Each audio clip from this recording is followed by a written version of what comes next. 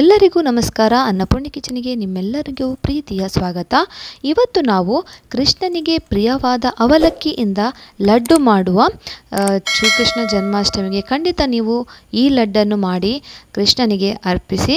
ಕೊನೆಯವರೆಗೆ ಸ್ಕಿಪ್ ಮಾಡದೆ ನೋಡಿ, ದಿಢೀರಾಗಿ ಆಗುವ ಅವಲಕ್ಕಿ ಲಡ್ಡು ಹೇಗೆ ಮಾಡೋದು ಅಂತ ನೋಡೋಣ. ಒಂದು ಪ್ಯಾನ್ಗೆ ನಾನು 1/4 ಕಪ್ ಆಗುವಷ್ಟು ನೆಲಕಡಲೆಯನ್ನು ಹಾಕಿ ಚೆನ್ನಾಗಿ ಹುರ್ಕೊಳ್ತೇನೆ. ಇದನ್ನು ಚೆನ್ನಾಗಿ ಹುರಿದು ನಾವು ಇದರ ಸಿಪ್ಪೆಗಳನ್ನೆಲ್ಲ ತೆಕ್ಕೋಬೇಕು. ಕೊನೆಯವರೆಗೆ ಸ್ಕಿಪ್ ಮಾಡದೆ ನೋಡಿ, ತುಂಬ ರುಚಿಕರವಾದ ಲಡ್ಡು, ಹಾಗೆಯೇ ಶ್ರೀಕೃಷ್ಣನಿಗೆ ತುಂಬ ಪ್ರಿಯವಾದ ಅವಲಕ್ಕಿಯಿಂದ ಮಾಡಿದ ಲಡ್ಡು. ಇದನ್ನು ನೋಡಿ, ಇದು ಆಯಿತು. ಇದು ತಣ್ಣಗಾದ್ಮೇಲೆ ಇದರ ಸಿಪ್ಪೆಗಳನ್ನೆಲ್ಲ ತೆಗೆದು ನಾವು ರೆಡಿ ಮಾಡ್ಕೋಬೇಕು. ನೋಡಿ, ಹೀಗಿದು ಸಿಪ್ಪೆ ತೆಗಿಲಿಕ್ಕೆ ಬರ್ತದೆ, ಆದರೆ ಈಗ ಬಿಸಿ ಉಂಟು. ತಣ್ಣಗಾದ್ಮೇಲೆ ಇದರ ಎಲ್ಲ ಸಿಪ್ಪೆಗಳನ್ನು ತೆಗೆದು ನಾವು ರೆಡಿ ಮಾಡ್ಕೋಬೇಕು. ಇವಾಗ ನಾನು ಅದೇ ಪ್ಯಾನ್ಗೆ ನಾನು ಅವಲಕ್ಕಿಯನ್ನು ಸೇರಿಸ್ತಾ ಇದ್ದೇನೆ.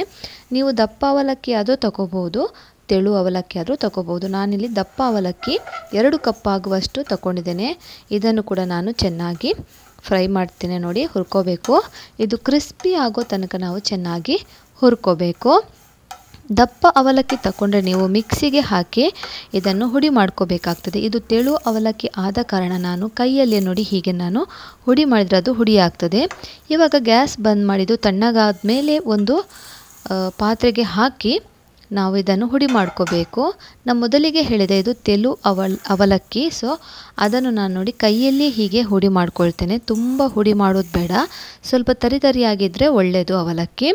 ಇವಾಗ ನೋಡಿ, ಈ ನೆಲಕಡಲೆ ಸಿಪ್ಪೆಗಳನ್ನೆಲ್ಲ ತೆಗೆದು ನಾನು ಒಂದು ಮಿಕ್ಸಿ ಜಾರಿಗೆ ಹಾಕಿ ಇದನ್ನು ಕೂಡ ತರಿತರಿಯಾಗಿ ಹುಡಿ ಮಾಡಿ ತರ್ತೇನೆ. ತುಂಬ ಫೈನ್ ಪೌಡರ್ ಮಾಡೋದು ಬೇಕಾಗಿಲ್ಲ. ತರಿತರಿಯಾಗಿ ನೋಡಿ, ಹೀಗೆ ತರಿತರಿಯಾಗಿ ಇದ್ದರೆ ಲಡ್ಡು ತಿನ್ನುವಾಗ ತುಂಬ ಒಳ್ಳೆಯ ಒಂದು ಟೇಸ್ಟ್ ಬರ್ತದೆ. ಇವಾಗ ನೋಡಿ, ಅವಲಕ್ಕಿನೂ ಹಾಗೆ ನೆಲಕಡಲೆ ಕೂಡ ಎರಡನ್ನು ನಾವು ತರಿತರಿಯಾಗಿ ಹುಡಿ ಮಾಡ್ಕೋಬೇಕು. ಇವನ್ನು ನೋಡಿ ಈಗ ಮಿಕ್ಸ್ ಮಾಡಿ ಆಯಿತು. ಇವಾಗ ನಾವು ಇದಕ್ಕೆ ಡ್ರೈ ಫ್ರೂಟ್ಸನ್ನು ಹುರಿದು ಹಾಕ್ಕೊಳ್ಳುವ. ನೋಡಿ, ಹೀಗೆ ಚೆನ್ನಾಗಿ ಬಂದಿದೆ, ಓಟ್ಸ್ ಥರ ಕಾಣ್ತಾ ಉಂಟು. ಇವಾಗ ಒಂದು ಪ್ಯಾನಿಗೆ ನಾನು ಸ್ವಲ್ಪ ತುಪ್ಪವನ್ನು ಹಾಕ್ತಾ ಇದ್ದೇನೆ. ಒಂದು 4 ಚಮಚದಷ್ಟು ನಾವು ತುಪ್ಪವನ್ನು ಸೇರಿಸ್ಕೋಬೇಕು. ಅದಕ್ಕೆ ನಾನು ಬಾದಾಮಿ, ಗೋಡಂಬಿ ಮತ್ತು ದ್ರಾಕ್ಷಿಯನ್ನು ಹಾಕಿ ಹುರ್ಕೊಳ್ತೇನೆ. ಮೊದಲಿಗೆ ಇವನ್ನು ಚೆನ್ನಾಗಿ ನಾವು ಹುರ್ಕೊಂಡು ಇದನ್ನು ನಾವು ಅದೇ ಮಿಕ್ಸಿಗೆ ಹಾಕಬೇಕು. ಅಂದರೆ ಅವಲಕ್ಕಿ ಮತ್ತು ನೆಲಕಡಲೆಯ ಮಿಕ್ಸಿಗೆ ಹಾಕಬೇಕು. ನೋಡಿ, ಆ ಪಾತ್ರೆಗೆ ಹಾಕ್ಕೋಬೇಕು. ನೋಡಿ, ಇದು ಫ್ರೈ ಆದ ನಂತರ ನಾವು ಖಾಲಿ ಅದರ ತುಪ್ಪವನ್ನು ಬಿಟ್ಟು ಡ್ರೈ ಫ್ರೂಟ್ಸನ್ನು ಮಾತ್ರ ತೆಗೆದು ಅದಕ್ಕೆ ಸೇರಿಸ್ಕೋಬೇಕು. ಸ್ವಲ್ಪ ಏಲಕ್ಕಿ ಪುಡಿಯನ್ನು ಕೂಡ ನಾನಿಲ್ಲಿ ಸೇರಿಸ್ತಾ ಇದ್ದೇನೆ. ಇವೆಲ್ಲವನ್ನು ನಾವು ಚೆನ್ನಾಗಿ ಬೆರೆಸ್ಕೊಳ್ಳುವ. ನೋಡಿ, ಹೀಗೆ ಚೆನ್ನಾಗಿ ಬೆರೆಸ್ಕೊಂಡು ಆದಮೇಲೆ ಪ್ಯಾನಲ್ಲಿ ಉಳಿದ ತುಪ್ಪಕ್ಕೆ ನಾವು 1/2 ಕಪ್ ಆಗುವಷ್ಟು ಬೆಲ್ಲವನ್ನು ಹಾಕಿ ಇದನ್ನು ಕರಗಿಸ್ಕೋಬೇಕು. ನೋಡಿ, ತುಪ್ಪದಲ್ಲೇ ನಾವು ಬೆಲ್ಲವನ್ನು ಕರಗಿಸ್ಕೋಬೇಕು. ನೀರು ಸೇರಿಸಬಾರ್ದು.